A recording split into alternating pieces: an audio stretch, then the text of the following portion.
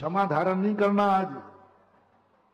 आज ये देखना है कौन है ऐसा बाधक तत्व जो हमें क्रोध पैदा करता है, घृणा पैदा करता है, हमारे शांत स्वभाव को आंदोलित करता है। वो कौन है? कौन है? क्यों आता है क्रोध? जो मेरा है ही नहीं, जिसको मैं चाहता नहीं हूं, वो जिंदगी में आ क्यों जाता है? मैं कभी नहीं चाहता कि मुझे गुस्सा आए, कोई नहीं चाहता, फिर भी आ जाता है। क्यों? कारण क्या है? क्या परिणति बनी जो हमारा क्रोध आया? महानुभाव, क्रोध का आने का मूल कारण क्या है? और आज का क्रोध, आज का क्षमा धर्म क्षमा मांगने का नहीं। उत्तम क्षमा के दिन क्षमा नहीं मांगी जाती। उत्तम क्षमा के दिन वो क्षमा वाणी आएगी तब कर लेना। आज किसी को क्षमा मांगने का दिन नहीं है। आज के दिन क्षमा नहीं मांगी जाती। क्षमा मांगने से उत्तम क्षमा धर्म नहीं लागू होगा। आज सबसे बड़ा दिन है, आज क्षमा करना है। मांगना बहुत सरल है, क्षमा मांगना बहुत सरल है, क्योंकि गलती हमने की है, मांग लो भाई क्षमा, एहसास है, महसूस है हमारी गलती हुई। लेकिन क्षमा करना बहुत कठिन है, बहुत कठिन है। करोड़ों करोड़ों बार जब व्यक्ति क्षमा मांग लेता है, तब कहीं दुर्लभतम दुर्लभ है जो कि वो क्षमा कर देवे। क्षमा कर देवे। पूरी पूजा की पंक्तियां आपने पढ़ी होंगी। तुमसे कोई गलती हुई है, तुमने क्रोध किया है, तुमने कोई अपराध किया है, इसलिए क्षमा मांगो। पूरी क्षमा धर्म की पूजा में कहीं नहीं आया, कहीं नहीं आया कि तुमने किसी का घर उजाड़ दिया, तुमने किसी की वस्तु छीन ली, तुमने किसी को धन छीन लिया, तुमने किसी का अपमान कर दिया, मार दिया, इसलिए तुम क्षमा मांगो। पूरी पूजा आप पढ़ लीजिए। आज प्रतिक्रमण का दिन नहीं है,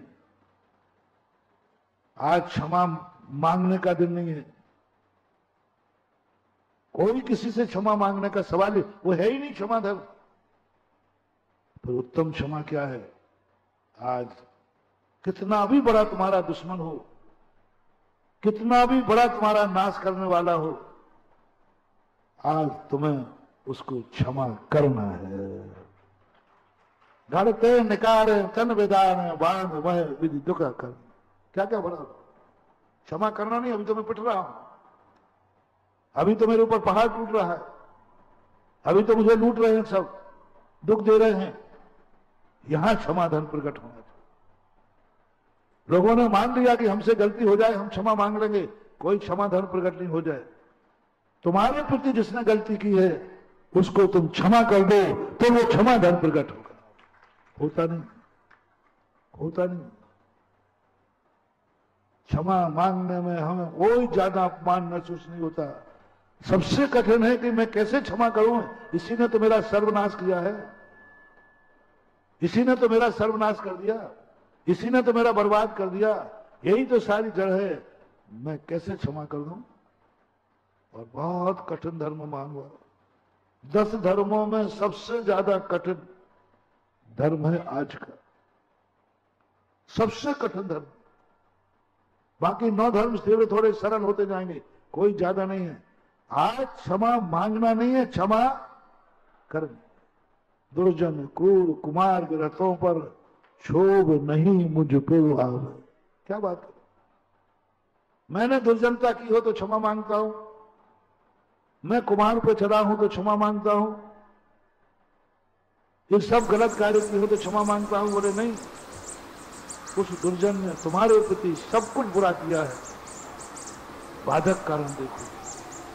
कौन कौन है दुश्मन तुम्हारे। आज मित्रों की लिस्ट नहीं, दुश्मनों की लिस्ट बनाओ। आज प्रशंसा की नहीं, निंदा की लिस्ट बनाओ। कौन प्रशंसा करता है उसकी लिस्ट नहीं, कौन हमारी निंदा करता है उसकी लिस्ट बनाओ। कौन मेरा सहयोगी है उसकी लिस्ट नहीं, कौन मेरा विरोधी है। मेरे संबंध में कौन अच्छा सोचता है उसकी लिस्ट नहीं, मेरे संबंध में कौन बुरा सोचता है। मेरा बुरा कौन चाहता है, उसकी लिस्ट बनाइए। किसने तुम्हारा बुरा किया है, उसकी लिस्ट चाहिए। जिसने तुम्हारा बुरा किया हो, जिसने तुम्हारा बुरा किया हो, इतना बुरा किया हो कि उस बुरे की हद नहीं हो सकती, इतना बुरा किया। यानी मुनि महाराज भी कांप जाए, इतना बुरा किया उसने, इतना बुरा किया तुम्हारा। उनकी लिस्ट बनाओ आज, किन किन ने बुरा किया है, कौन कौन है दुश्मन जो तुम्हारा बुरा विचारते, कौन कौन है दुश्मन जिसने तुम्हारी संपत्ति छीन ली है, कौन कौन है दुश्मन जो तुम्हारे मुंह का ग्रास छीन रहे हैं, सुख की चैन छीन रहे हैं, कौन कौन। चलो मच्छर से शुरू कर दो जो तुम्हारी नींद हराम करता है, लिस्ट बनाओ। तुम्हारी नींद हराम किसने की है, बोलो भाई। आज रात में किसने नींद हराम की, मच्छरों ने। मच्छरों से लेकर के जो जो तुम्हारी नींद हराम करें, जो तुम्हें टेंशन देवें, दुखी करें, दुश्मनों की लिस्ट कभी मत भूलना मानो। एक बार कभी भगवान का नाम भूल जाओ, एक बार कभी गुरु महाराज को भूल जाओ, एक बार नमोकार मंत्र भूल जाओ तो कोई बात नहीं, भगवान की मुद्रा भूल जाओ तो कोई बात नहीं, दुश्मन की शक्ल मत भूलना, दुश्मन का नाम मत भूलना। बहुत सजा के रखना, बहुत काम में आएगा। साल भर का भूलना मत। आज सब दुश्मनों की लिस्ट निकालो जिन्होंने साल भर तुम्हारे साथ दुर्व्यवहार किया, तुम्हारा बुरा विचार, उनकी लिस्ट बनाना है, भागना नहीं। दुश्मन किस किसके दुश्मन है जो तुम्हें सदा गालियां देते रहते हैं, लिस्ट बना लेना उसका, आज बहुत काम आएगा। और जैसे ही सारे दुश्मनों की लिस्ट बन जाए, खूंखार दुश्मन जिसने तुम्हारे बाप का मर्डर किया था, जिसने तुम्हारे घर में डाका डाला था, जिसने तुम्हारा सिर फोड़ दिया था, और बड़े बड़े भी हो, उन सब के लिए आज लिस्ट बनाओ। और महाराज क्या करोगे लिस्ट बनाकर? पहली बात तो मैं नाम पूछने जाऊंगा, उतनी वो निपटा देगा। मैं उससे क्षमा मांगने जाऊंगा, वो मार डालेगा, वो मार डालेगा, क्योंकि वो बहुत खुगार है। आज उसकी लिस्ट बनाओ जो तुम्हें कभी माफ किया नहीं है, माफ कर नहीं रहा, करेगा भी। जो तुम्हें दुख दिया है, दे रहा है, आगे भी देगा। जो तुम्हें लूट रहा था, लूट रहा है, लूटेगा निश्चित। तुम शांति से बैठे थे, वो नहीं बैठने देगा। और जो अपनों से बड़े या दूसरों को शांति में भंग करता है, वह व्यक्ति बहुत बड़ी गलती कर रहा है। उसको तो लिस्ट बनाना है बस। आज बना लेना सबके लिए होमवर्क है, अपने दुश्मनों की, महाराजों की नहीं, भगवानों की नहीं। अभी तक तुमसे कहा जाता भगवान की लिस्ट बनाओ, भगवान कितने हैं, गुरु की लिस्ट बनाओ, गुरु कितने हैं, गुरु क्या खाते हैं, कैसे उठते हैं, कैसे बैठते हैं, ये सब आप देखते हो। आज के प्रसंग में कहा जा रहा है, आज का प्रसंग कहा जा रहा है कि तुम्हारे दुश्मन कौन कौन से हैं, जिससे तुम पक्का मानते हो ये तो मेरा कभी बुरा विचार ही, अच्छा विचार ही नहीं सकता, सदा बुरा विचारता है। उसके नीचे लिखना है, पूरे नाम लिख दिए ना, पूरे नाम लिख दिए, उसके नीचे आपको अंगूठा लगाना है, मैंने सबको माफ किया, मैंने सबको माफ किया। तूने मेरा नाश किया था ना, तू मेरा दुश्मन है, जाओ मैं तुझे माफ करता हूं, माफ करता हूं। ये नहीं कि जो जाकर के तुझने एक मारा है तो मैं एक तो मार के रहूंगा ही, प्रतिकार।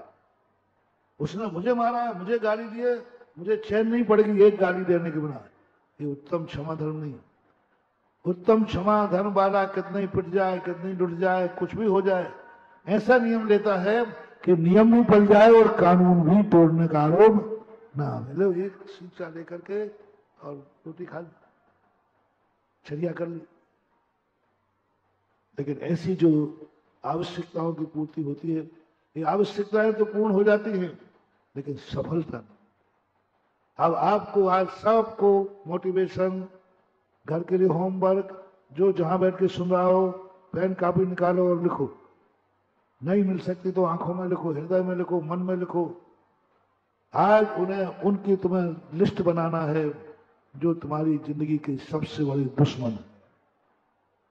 उनको याद कर, जो तुम्हारा सबसे ज्यादा बुरा विचारते हैं। उनकी सारी लिस्ट बनाने के लिए 2 लाइनें नीचे खींच देना और लिख देना, मैंने इन सबको आज माफ कर दिया। बस इतना। बहुत कठिन है क्षमा करना, बहुत कठिन है, क्योंकि बर्बाद हुआ हूं ना, कैसे क्षमा करूं, बार बार याद आती, कैसे क्षमा मांगू महाराज। इसने मुझे मालूम कितनी यातनाएं दी, एक एक कौड़ी के रुलाया है, और आज मेरे पास 2 पैसे आने लगे तो फिर सामने साक्षात तुम लोग भी वही करने लगे। तुम लोग भी कहने लगे कि ये तो इस प्रकार है। नहीं, बाधक का सुनने पर ऐसा कभी हुआ महाराज जिसने सर्वनाश कर दिया हो और फिर भी आप उससे क्षमा नहीं मंगवा रहे हो? मैं ही नाश हुआ हूं, मेरे ही नाश हुआ है और मुझे ही क्षमा मांगना है, मुझे ही जय जयंत करना है। ये अन्याय हुआ कि नहीं? लोक नीति क्या कहती है? जिसने गलती की है वो क्षमा मांगे। मैंने तो कोई गलती नहीं की, मैं क्षमा क्यों मांगू? और जैन दर्शन कहता है तुमने कोई अपराध नहीं किया है, तुम क्षमा मांगो या नहीं मांगो, लेकिन तुम्हारे साथ जितनों ने अपराध किए हैं उन सबको क्षमा करना तुम्हारे लिए जरूरी है। तुम्हारे लिए दुख दिया है तो पारसनाथ के जीव का सर्वनाश कर दिया उसके भ्राता ने। सर्वनाश कहने में विकल्प आता है, बोले सर्वनाश। मैं कहता हूं उस नाश को कोई व्यक्ति सहन नहीं कर पाता। सर्वनाश कर दिया।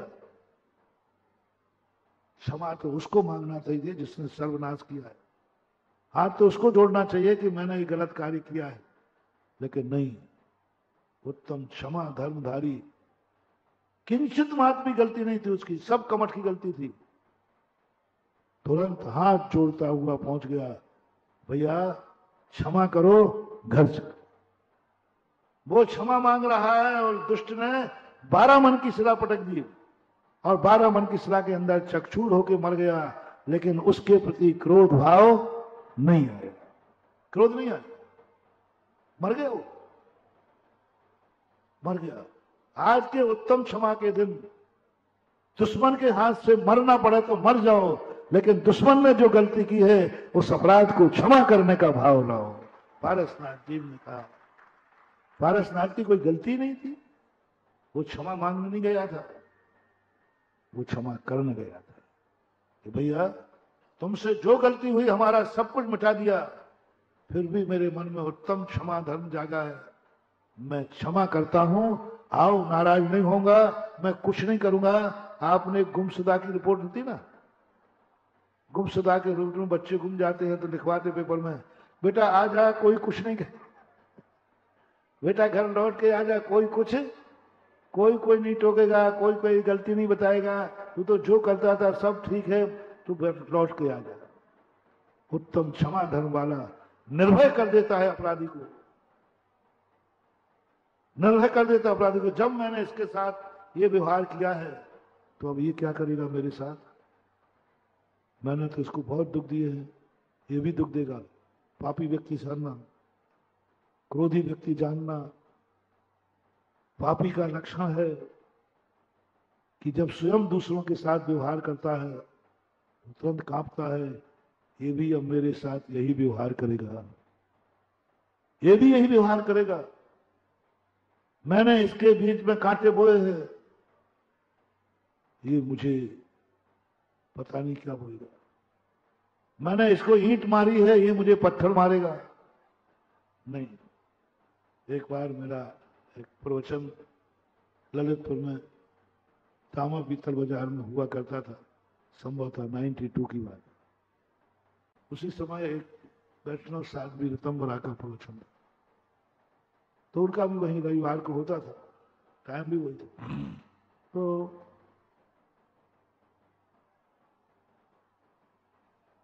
लोग संकोच कर रहे थे कि मैं कैसे कहूं कि महाराज आज रविवार को आपका प्रवचन नहीं होगा।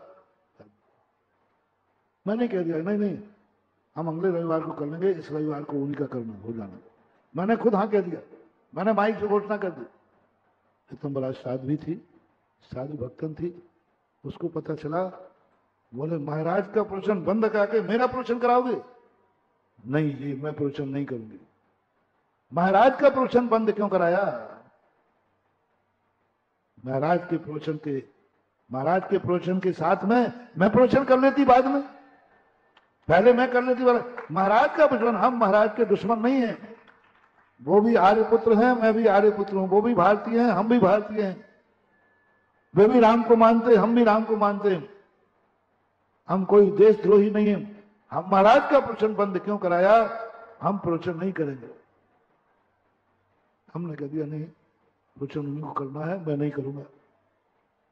वो खुद ही मेरे पास है, स्टेज पे नहीं गई, घटा मंदिर से पीतल बाजार सामने, स्टेज पे नहीं गई।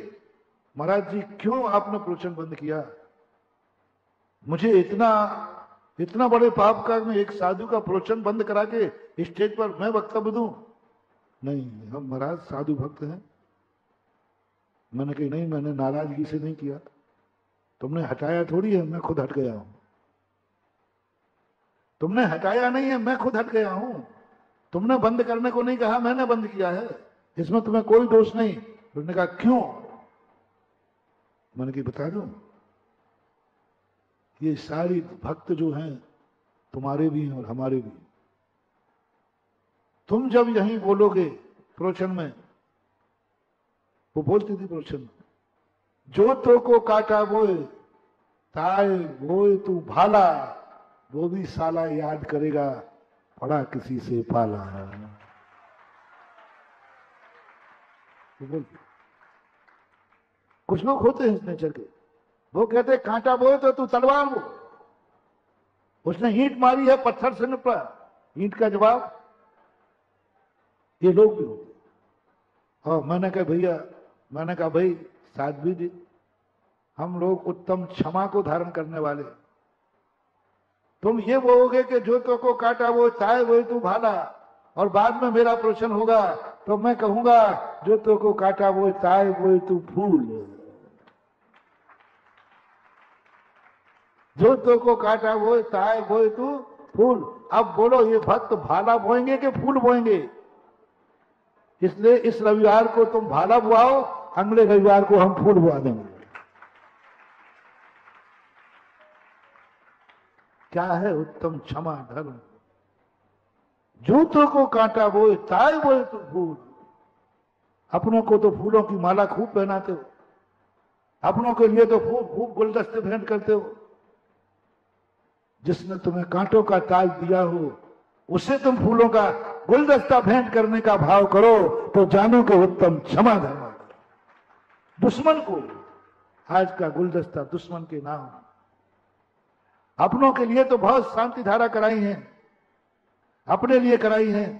जिसने तुम्हारा सर्वनाश किया है और तुम्हें पता चला है कि उसके यहाँ कोई बहुत बड़ा संकट आया है, उसका बेटा बीमार है, वो अस्पताल में गया है, और तुम यहाँ धोती दुपट्टा पहन के कहो आज मेरे दुश्मन के बेटे का दुख आया है, वो अस्पताल गया है, भगवान वो मंदिर नहीं आ पाया है, उसकी तरफ से मैं शांति धारा करता हूं, तो उत्तम क्षमा की शांति धारा। दुश्मन की कह रहा हूं, ब्याई जी की नहीं, ब्याई जी की नहीं, रिश्तेदार की नहीं, भाई बंधु की नहीं, अपने लिए नहीं, कुटुंब के लिए नहीं, महाराज के लिए नहीं। दुश्मन जो परम दुश्मन है और तुम्हें पता चला कि उसके ऊपर संकट आया है, तो उसके लिए शांति धारा, कभी उसके लिए शांति धारा करो। उसी समय भगवान कहेंगे वाह ये है उत्तम क्षमा धर्म। दुश्मन को कांटा बोए तो फूल बोना है, दुश्मन का हित चाहना है, दुश्मन का हित चाहना। धन्य है वो पारसनाथ, कोई गलती नहीं कर रहे हैं। तुम ये कहते जब हमने गलती की नहीं तो मैं गलती की क्षमा क्यों मांगू? गलती उसने की है, तुम्हें क्षमा मांगनी नहीं है, तुम्हें तो क्षमा करना है कि मैं क्षमा करता हूं, बड़ी तूने मेरा कुछ भी नाश किया हो। जितने भी चमत्कार हुए, क्षमा मांगने से हमें कोई भी चमत्कार शास्त्रों में नहीं दिखा। क्षमा मांगने वालों की कोई घटना हमें शास्त्रों में नहीं मिली कि इसने क्षमा मांगी थी इसलिए चमत्कार हुआ, इसने अपने अपराधों की क्षमा मांगी थी इसलिए। पूरे शास्त्र मैंने छाने, ध्यान से पढ़े तो बहुत पहले, लेकिन कोई भी एक व्यक्ति नहीं मिला जो क्षमा मांगने पर चमत्कार हुआ हो, क्षमा मांगने से कोई महान आदमी बना हो, क्षमा मांगने से कोई दुनिया में उस पर कथा लिखी गई हो कि इस व्यक्ति ने, एक भी कथा देखने में नहीं आई जिसने क्षमा मांगने पर कुछ हुआ हो। जितनी कथाएं हैं आज के धर्म पर आधारित, जितनी कथाएं, पारसनाथ महान हुए क्षमा मांगने पर नहीं, क्षमा करने पर महान हुए। क्षमा किया अपने भाई को, 10 भाव तक क्षमा किया अपने भाई को, क्षमा करता हूं, जाओ क्षमा करता हूं, मैं भूलता हूं सारे अपराध, सारे अपराध क्षमा मांग। देश नहीं किया। श्री रामचंद्र जी महान बने क्षमा मांगने से नहीं, उनकी गलती थी नहीं कुछ तो क्षमा क्या मांगते। रामचंद्र जी आज दुनिया में महान हैं क्षमा करने पर। जाओ मैं कैकेयी को क्षमा करता हूं, क्षमा मांगने पर, क्षमा करने पर। लंकावासी भयभीत थे कि रामचंद्र जी के प्रति हमारे राजा ने इतना अपराध किया है, इतने दुख दिए हैं, इसलिए रामचंद्र जी पूरी लंका का नाश करेंगे। रामचंद्र जी ने युद्ध विजय के बाद हाथ उठा के कहा, पूरे लंकावासियों तुम्हें अभय दान देता हूं, तुम्हारे सारे अपराध क्षमा करता हूं, कोई तुम्हारे लिए सजा नहीं दी जाएगी। बहुत कठिन महान बात, क्षमा कर देना। कथाएं देखो कितनी है, कितने बड़े बड़े अपराध किए, क्षमा कर दिया। मनोवती ने अपने पति ने सांप लाके दिया, क्षमा कर दिया, उसी को जिंदा कराया। क्या गजब की चीज है। घड़े में नाग बनाया था, नाग लेके आया था, वो घटना हुई, पूरी घटना नहीं। जब अंत में जाकर के राजा के सामने कहा कि तेरे हाथ में, तेरी शक्ति में यदि इतनी ताकत है कि नाग का हार हो सकता है, तो क्या आज तुम अपने पति को जिंदा कर सकती है? बोलो आज पति के प्रति तेरा क्या भाव है?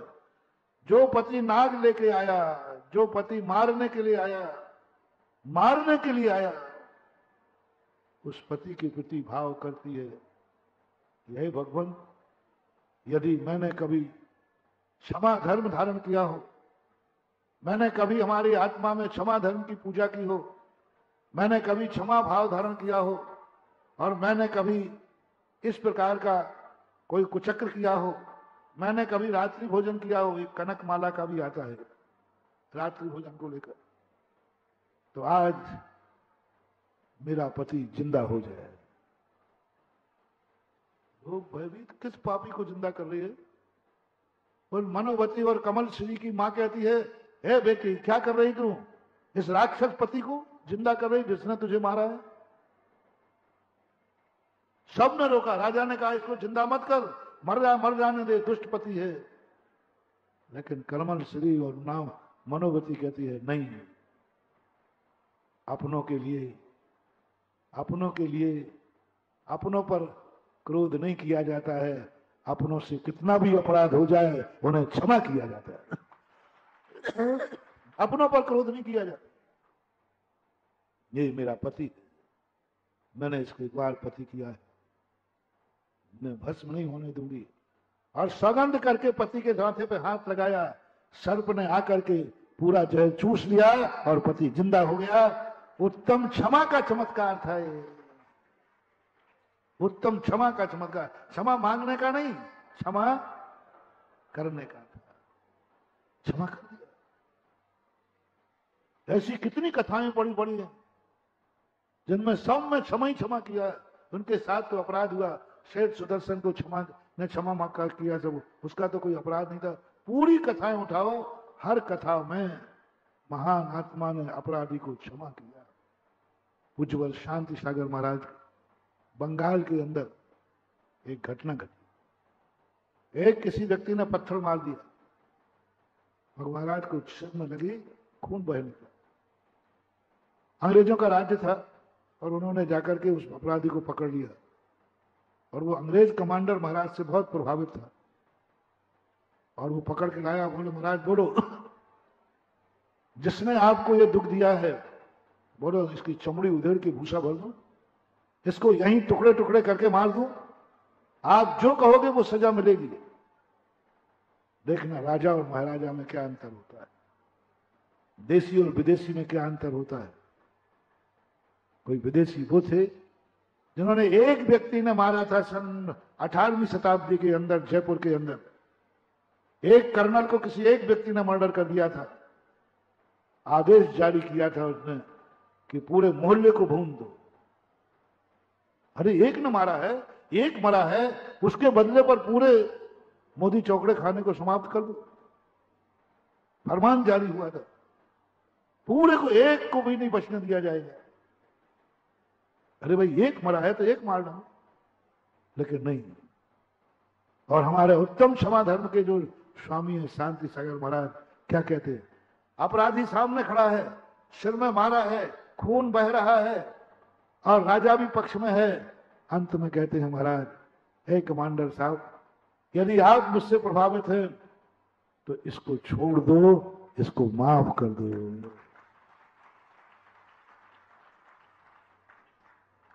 बस इस कारण से इतना बड़ा प्रभाव पड़ा, इतना बड़ा प्रभाव पड़ा। लाखों लोगों ने क्षमा मांगी है, इतना प्रभाव नहीं पड़ा उनसे। गिड़गिड़ाते थे लोग अंग्रेजों के सामने, मुझे क्षमा करो, मेरी गलती हो गई, रोते थे, तड़पते थे, कोई अंग्रेज क्षमा नहीं करते। अंग्रेज कभी क्षमा नहीं करते, कितने गिड़गिड़ाओ, लेकिन क्षमा करने वाले से, पूज्यवर शांति सागर से, क्षमा करने वाले से, क्षमा मांगने वालों से कभी प्रभावित नहीं हुए, क्षमा करने वाले से इतने प्रभावित हुए कि पूरे बंगाल, उड़ीसा में, उदयगिरी, खंडगिरी, भुवनेश्वर आदि में पूज्यवर शांति सागर महाराज का विहार हुआ और अंग्रेजों ने उनकी पूरी व्यवस्था की कि महाराज का कुछ नहीं होगा। गॉड मानने लगे थे भगवान को कि ऐसा भी कोई शक्ति है जो सर्वनाश करे उसी को क्षमा कर दे। ऐसे भी आदमी हैं, ऐसे भी आदमी हैं। और क्षमा करने पर परिणाम ये निकला कि पूज्यवर शांति सागर महाराज, देखो कितना बड़ा चमत्कार हुआ, कितना बड़ा चमत्कार हुआ। और महाराज उसी समय बोल देते, हाँ इसकी चमड़ी उधेड़ दो, इसको भी पता चले कि साधु के ऊपर उपसर्ग करने का क्या परिणाम निकलता है, साधुओं पर संकट ढाने का क्या परिणाम निकलता है, साधुओं के सिर फोड़ने पर क्या परिणाम निकलता है, साधुओं के प्रति जो आंख निकालेगा उसके निकाल दो आंख, साधुओं के प्रति जो उंगली उठाएगा तोड़ दो उसकी उंगली, हमारे गुरु के प्रति जो कुछ गड़बड़ करेगा कर दो उसका नाश, कोई बाधा नहीं है। ये धर्मात्माओं की निशानी नहीं है, ये भारतीय संस्कृति नहीं है, ये पाश्चात्य संस्कृति है कि जो हमारे प्रतिकूल जाए उसको मिटा दो, तुरंत मिटाओ, रहने मत दो। जो हमारे प्रतिकूल है उसको समाप्त कर दो, ये नीति है। भारत की नीति ये नहीं रही। अजमेर नरेश पृथ्वीराज चौहान, इतना उद्दंड था उनका दुश्मन, इतना उद्दंड था कि हर बार हारता था फिर भी थोड़ा उद्दंडता कर लेता था। 16 बार माफ किया, उसने इतने ही कहा, साहब मेरे से गलती हो गई, जा मैं तुझे माफ करता हूं। माफ कर देता था जीतने के बाद, लेकिन जब उस दुश्मन राजा ने 17वीं बार पृथ्वीराज चौहान को बंदी बनाया तो आंखें निकाल करके उसको क्या यातनाएं दी हैं, कितना अंतर है। हमारे आर्य पुत्रों की संस्कृति है कि दुश्मन को 16 बार माफ किया, और पाश्चात्य लोगों की संस्कृति है कि एक बार भी अंदर में आने पर माफ नहीं कर पाए उसके जीवन को समाप्त। हालांकि पृथ्वीराज चौहान ने अंत में समाप्त किया, मार नहीं पाए, वो कहानी से अभी मतलब नहीं। 16 बार जैनागम के अंदर कितनी बड़ी बात, महानुभाव, हम क्या क्षमा धर्म को समझ रहे हैं? रात भर गले में सांप डाला, सारे शरीर को छलनी कर दिया चींटियों ने, कितनी यातनाएं दी। सुबह जब महाराज ने आंख खोली, थोड़ा भी इशारा भी नहीं किया, समझाया भी नहीं, थोड़ा भी नहीं कहा कि तुमने ऐसा क्यों किया, कुछ नहीं। अरे एक बार तो पूछ लेते, तुमने ऐसा क्यों किया, मेरे गले में सांप क्यों डाला? नहीं कहा, नहीं पूछा। थोड़ा तो क्रोध जताते। दुश्मन था, दुश्मन। जैन धर्म का उस समय दुनिया में कोई दुश्मन था तो राजा शरणक बिंबिसार। राजा शरणक दुनिया का सबसे बड़ा जैन धर्म का द्रोही था, जैन मुनियों का द्रोही था। उसका राज बहुत लंबा चौड़ा था, बिंबिसार के नाम से भी जाना जाता है। इतने बड़े दुश्मन ने सर्प गले में सर्प डाल दिया। चाहते तो महाराज उसी समय उसको भस्म कर सकते थे, चाहते तो देवताओं से किरत कर सकते थे, कुछ भी कर सकते थे। लेकिन कैसी आत्माएं हैं ये, कैसा है उत्तम क्षमा धर्म। महाराज ने आंख खोली, बचाने वाला और मारने वाले में कोई भेद नजर नहीं आया। दोनों से कहा, धर्म वृद्धिरस्तु, कल्याण मस्तु। राजा शरणक कहता है, ऐसे भी कोई गुरु होते हैं, ऐसे भी कोई साधु होते हैं क्या? अरे दुख देने वाले को तो मेरे गुरु, उनके गुरु में इतनी सहिष्णुता नहीं थी। उनके गुरुओं ने तो पता नहीं अपने विरोधियों को कितनों को मरवा डाला, कितनों का नाश किया, कितने जैन मुनियों का कत्लेआम करवाया। बोले ये तो मेरे गुरु में नहीं, मैंने इनका नाश किया। अरे जान रहे हैं, समझ रहे हैं, उसके बावजूद भी मुझ पर उतनी वात्सल्य, उतनी करुणा, उतनी दया, उतनी अनुकंपा, मेरा भी कल्याण हो। अरे भक्त का कल्याण हो तो उसे तो सब कोई करता है, लेकिन दुश्मन भी कल्याण हो ये उत्तम क्षमा धर्म वाला करता है। मेरा कल्याण हो ये सारी दुनिया करती है, मेरे भक्तों का कल्याण हो ये सारी दुनिया करती है, लेकिन मेरे दुश्मनों का भी कल्याण हो ये उत्तम क्षमा धर्म करवाता है। दुश्मन के लिए क्या परिणाम निकला। क्षमा धर्म का चमत्कार देखो। राजा शरणक कहीं झुकने वाला नहीं था। राजा शरणक महावीर से भी नहीं झुका। महावीर स्वामी समोषण लेके घूम रहे हैं। महावीर स्वामी राजा शरणक का बेनौता था, मौसाजी थे। राजा शरणक महावीर स्वामी के मौसाजी थे। समोषण विद्वान है, भगवान की वाणी से प्रभावित नहीं हुआ। देवता आ रहे थे, प्रभावित नहीं हुआ। इंद्र की आ रहे थे, प्रभावित नहीं हुआ। कोई मतलब नहीं था, कोई झुका भी नहीं सकता था, कोई नहीं झुका सकता था। महारानी चेन्ना ने पूरे प्रयास कर लिए, राजा शरणक झुकने वाला नहीं था। आज का दिन था, आज का दिन था जो जिंदगी भर का दुश्मन चरणों में आके पड़ गया। आज का दिन कोई शक्ति नहीं थी बिंबिसार को झुकाने की, कोई ताकत नहीं थी बिंबिसार को पलटने की। बहुत कट्टर था, कट्टर।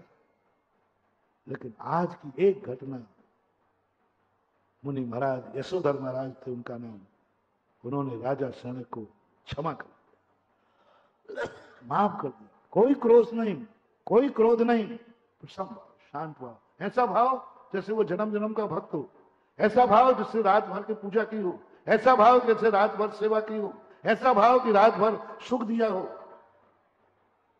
किंचित मात्र भी भाव नहीं। राजा शरणक का कषाय विगलित हो गई, अनंत अनुबंधी कषाय विगलित हो गई, मिथ्यात्व विगलित हो गया और आंखों से आंसू झर पड़े। हाथ जोड़ के कहता, प्रभु मैंने आज देख लिया सच्चा भगवान कौन है। उस समय बौद्ध भी पृथ्वी पर थे, उसके खुद भगवान थे बौद्ध। आज तक कोई महावीर के समोषण में से उठ करके बौद्ध की शरण में नहीं गया, लेकिन बौद्ध का परम भक्त राजा जिनेंद्र की शरण में आ गया। हमने एक बार बहुत बड़ा ये सर्वे किया था कि दिगंबर श्वेतांबरों में कितने श्वेतांबर हैं जो दिगंबर में आ गए, साधु भी, उसमें कांजी मुख्य था और भी थे। लेकिन आज के बाद कोई दिगंबर साधु या दिगंबर कोई श्रावक उधर कन्वर्ट नहीं हुआ। शास्त्रों के अनुसार कोई ऐसा व्यक्ति नहीं मिल रहा है जो किसी राजा ने परिवर्तित होकर के जैन धर्म छोड़ा, जैनी होकर। उस काल की बात कर रहा हूं, चतुर्थ काल की बात कर। लेकिन भगवान मौजूद हैं, बौद्ध भी यहीं विहार कर रहे हैं, महावीर भी यहीं विहार कर रहे हैं, दोनों आत्माएं जीवित हैं। उनका साक्षात जो उनके गुरु परंपरा से, कुल परंपरा से जिनको देवता भगवान कहा जाता था, आज वो भी छोटा दिखने लगा और बिंबसार वहीं चरणों में गिर करके सीधा भगवान के समोषण में चला गया। आज भगवान के समोषण में भेजने वाला कौन था? उन मुनिराज के अंदर यदि आज का धर्म नहीं होता तो आज भावी तीर्थंकर कैसे मिलता समझ में नहीं आता। कैसे तीर्थंकर मिलता? कर्म ने नहीं माफ किया, कर्म ने माफ नहीं किया, नरक भेजा, लेकिन मुनि महाराज ने माफ किया जिनको दुख दिया था। महानुभाव, अपने दुश्मन के प्रति तुम्हारा आज का भाव, सब लोगों का कोई ना कोई दुश्मन है, उस दुश्मन के प्रति आज हर व्यक्ति के लिए मोटिवेशन है। आज एक माला दुश्मन के लिए फेरेगा, दुश्मन के नाश के लिए नहीं, दुश्मन के विकास के लिए।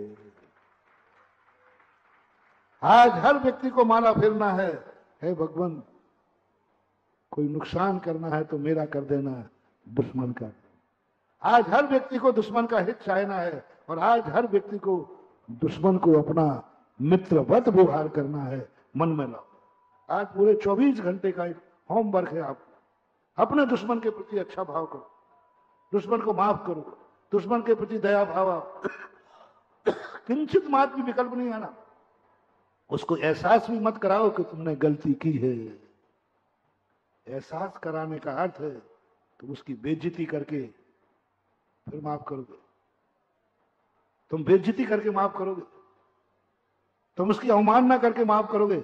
हाँ, वो गलती स्वीकार करे तो मैं माफ कर दूंगा, नहीं, ये उत्तम क्षमा धर्म नहीं है, ये तो तुम्हारी मान की पुष्टि है। तुम उसे एहसास करा कर करोगे कि हाँ मैंने गलती की है, नहीं, एहसास भी नहीं कराना, उससे क्षमा भी नहीं मंगवाना, वो मांगेगा भी नहीं, कमठ है वो। मैं उपदेश तुम्हें दे रहा हूं या तुम्हारे दुश्मन को? बोलो, जल्दी बोलो। वो मांगेगा नहीं, वो कमठ है। पारसनाथ जब जाते माफ करने, ये कमठ ने हाथ जोड़ के मांग लिया कि हे भैया मुझे माफ करना, मेरी गलती हो गई, तब माफ करना, ये माफ नहीं है, ये अहंकार की पुष्टि है। अहंकार की पुष्टि हो जाने के बाद, क्योंकि सामने वाले ने गलती एक्सेप्ट कर ली, सामने वाले ने क्षमा मांग ली और फिर कहते हैं जाओ मैंने क्षमा किया है, ये गुंडों की क्षमा है, ये गुंडों की क्षमा है, धर्मात्मा की क्षमा नहीं है। ये गुंडे लोग करते हैं। गुंडे लोगों को ऐसा, ठीक है तू मेरे पैरों में पैर में नोट रख ले, मेरे नमस्कार कर ले, क्षमा मांग ले, मैं तुझे माफ कर दूंगा। ये गुंडे लोग करते हैं। ये कॉलेजों में जब रैकिंग होती है तब ये करते हैं, बच्चे लोग करते हैं। जूनियर आता है, उससे कहते ठीक तू मुझे नमस्कार कर, मेरे सिर पर पैर रख दे, पैर में सिर रख दे, या तुझे माफ कर दूंगा। ये मंचलों की, लुच्चे लफंगों के कार्य हैं, ये गुंडों के कार्य हैं। ये क्षमा नहीं है, ये मान की पुष्टि है। मैं कुछ नहीं करूंगा, बस वो अपने आप में गलती स्वीकार कर ले, क्षमा मांग ले, मैं सब माफ कर दूंगा, सब ऋण माफ कर दूंगा, सब धन माफ कर दूंगा, कुछ नहीं करूंगा। ये गुंडों की क्षमा है, तुम इसको क्षमा की कोटि में मत लेना। उत्तम क्षमा क्या है? वो गलती नहीं मानेगा, उसको एहसास भी नहीं दिलाना, उसको उलाहना भी मत देना कि तूने गलती की है। बिना एहसास दिलाए, बिना उलाहना दिए बिना ही आपके मन में उसके प्रति क्षमा भाव आ जाए जिसने सर्वनाश किया है, उसका नाम है उत्तम क्षमा धर्म। कितना दुश्मन रहा है। पूजा लिखने वाला कैसा दुश्मन चुना, घर से निकाले, सामने विधारे, बहु प्रकार दुख दिए, बने के वो क्या पूजा निकालने कहा। उसके बावजूद भी उत्तम क्षमा गहो रे भाई, उसके बावजूद समझना ऐसा परिणाम कैसे आएगा, ऐसे परिणाम कैसे हैं। मैं तो समझ रहा हूं महानुभाव, प्रवचन जरूर दे रहा हूं, आप सुन रहे हैं। मुझे संसार में सबसे कठिन कोई धर्म लगता है तो उत्तम क्षमा धर्म का, और कठिन धर्म नहीं। सब धर्म सरल है, मुनिचर्या सरल है, कष्टों को सहन करना बहुत सरल है। घानी में पेल दो तो भी कुछ नहीं होगा, जीवन मरण को प्राप्त हो जाए तो कुछ नहीं होगा। लेकिन सबसे कठिन लग रहा है दुश्मन के प्रति देश भाव ना आए, बहुत कठिन लग रहा है कि नहीं। मत करना। थोड़ा सा कोई अपने विरुद्ध में कह दे और वो सामने दिख जाए तो सामने दिख जाए तो चलो, फॉर एग्जाम्पल आप चलते जा रहे रास्ते में, हमें भी ले लेना, और एक स्कूटर वाला आया, उसने कट मारा, और कट मारते तुम गिरते गिरते बच गए और गिर गए। प्रैक्टिकल करा रहा हूं, गिर गया तो आपके पैर में चोट भी लगी, सिर में भी खून आ गया। अभी नहीं कह रहा हूं क्षमा की, और वो थोड़ा ही सा जा पाया, आधा किलोमीटर, और उसका स्कूटर स्लिप होके गिर गया और तुम वहां पहुंच गए। बोलो अब क्या करोगे? बेटा ऐसा ही होगा, और मारने कर, तुझे मेरी शक्ति का ज्ञान नहीं है, ऐसे ही होगा, ऐसे ही होगा, ऐसे ही होगा। हम चढ़ाते हुए निकल गए। क्या भूल सकोगे वो कट? क्या भूल सकोगे वो चोट? क्या भूल सकोगे उसके द्वारा दी हुई यातना? और तुरंत परिणाम जान जाए, अरे वो गिर गया, उठाओ, ये तो दुश्मन है। अरे होगा दुश्मन, अभी पहले उसको बचाओ। कैसे बचा? उसने तो तुम्हें कट मारा था, अरे मारा होगा, अभी तो उसको बचाओ। और उसको बचा करके, उठा करके, और कहे भैया कहीं चोट तो नहीं आई है। ये सडनली घटना है, सडनली घटना है। उस समय तुम्हें क्या, लेटेस्ट तुरंत घटना घटी, उस समय तुम्हारा परिणाम क्या उसको उठाने का हो जाएगा? क्या उसको उठा करके बिना उड़ाए ना दिए, उड़ाए ना देना ना, देख भैया तूने मुझे कट मारा था ना, देख तेरा क्या हाल हुआ, देख, ये उड़ाना भी मत देना, उसको एहसास भी मत कराना। वो कहेगा कि भाई मैंने आपको कट मारा, नहीं नहीं तूने कट कहां मारा था, वो थोड़ी गाड़ी घूम गई थी, याद भी नहीं, उड़ाना भी नहीं। मात्र का एक भाव, करुणा भाव, दया भाव, इसको उठाना है। ऐसा यह उत्तम क्षमा धर्म कैसे आएगा? कौन करेगा इस धर्म के लिए? एक ही ध्यान है, कोई माला नहीं, कोई जाप नहीं, कोई माला नहीं, कोई जाप नहीं, कोई शक्ति नहीं, कोई तपस्या नहीं, कोई अध्यात्म नहीं, कुछ नहीं है ये शक्ति में। किसी से भी ये शक्ति नहीं जाग सकती। मुनि बनने की शक्ति जाग जाएगी, मोक्ष जाने की शक्ति जाग जाएगी, लेकिन ये शक्ति जागना, इतनी सहिष्णुता, क्षमा का अर्थ, पृथ्वी के नामों में एक क्षमा शब्द आता है, पृथ्वी को क्षमा कहा है। क्षमा का अर्थ होता है सहिष्णु। क्षमा, इतना क्षमा का अर्थ, इतने भार, लोग क्षम गंदगी करके जाते हैं, पृथ्वी उस गंदगी को सुबह जाकर के मिट्टी कर देती है। हम लोग सोच जाते, वहां जाके देखते हैं, कल गंदगी करके गया था, उस पृथ्वी ने कुछ बुरा नहीं किया, उस पृथ्वी ने उस गंदगी की दुर्गंध को खत्म करके मिट्टी के रूप में परिवर्तित कर दिया, इसलिए पृथ्वी का नाम क्षमा है। सब उसको पैरों से रौंद रहे हैं, पद दलित नाम है पृथ्वी का, पैरों से लोग रौंद रहे हैं, सब उस पर रह रहे हैं, सब उस पर अत्याचार कर रहे हैं, उसकी छाती को फोड़कर कुएं खोद रहे हैं, उसकी छाती पर जाकर बोरिंग कर रहे हैं, उसकी छाती पर हल चला रहे हैं, उसकी छाती पर, उसके बावजूद भी वो हरी हरी फसल दे रही है खाने के लिए, रहने की आवाज दे रही है। कुछ तो राय में देवे। बहुत अच्छा प्रसंग मानो। क्षमा शब्द जो पृथ्वी के लिए नाम माला में दिया गया, सभी कोषों में है, बहुत सोच समझ के दिया गया। इतनी यातनाएं उस मिट्टी को अपन करते हैं, हल चलाते हैं, लेकिन पृथ्वी कोई मुलायना नहीं देती। तुम बीज बोते हो फिर भी फसल देती, तुम पृथ्वी को खोद खोद करके गड्ढा कर देते हो, उसके बावजूद वो तुम्हें दफन नहीं करती है, स्वच्छ मीठा पानी देती है। इस पृथ्वी को तुम पैरों से रौंद रहे हो, फिर भी वो तुम्हें रहने के लिए आश्रय देती है। पैरों से रौंदते हैं पृथ्वी को, फिर भी वो तुम्हें मकान देती है। तुम पृथ्वी को क्या क्या नहीं करते हो, सब कुछ करते, फिर भी वो सदा सहिष्णु बनी रहती है, सदा तुम्हारा उपकार ही करती है। जो प्रवचन के प्रारंभ में कहा था, इसलिए धरती को मां कहते हैं। मां कौन है? जिसके साथ कितना भी दुर्व्यवहार करो, लेकिन वो कभी दुर्व्यवहार करने का भाव नहीं करती, जिसे प्रकृति कहते हैं, जिसे धरती कहते हैं, और उसे क्षमा धर्म कहते हैं। क्षमा कहो, पृथ्वी कहो, प्रकृति कहो, इन तीनों को एक रूप में लेकर कहो कि हमारे साथ कितना भी अत्याचार हो, कितना भी कुछ करें, हम जगत के प्रति सदा हित का ही विचार करेंगे, सदा भले का ही विचार करेंगे, चाहे दुनिया का कोई व्यक्ति कितना भी करे। इसलिए आज उसका एकमात्र साधन है, तपस्या नहीं, माला नहीं, मंत्र नहीं, गुरु नहीं, देव नहीं, शास्त्र नहीं, कुछ नहीं है, मात्र एक छोटा सा है, एक छोटा सा मंत्र है, एक छोटा सा ध्यान है, जिस ध्यान करने से ये शक्ति जागेगी, ये शक्ति जागेगी। बहुत कठिन शक्ति है, एक ध्यान करने से ये शक्ति का जागरण होगा, जिसे कहा गया है विपाक विचय धर्म ध्यान।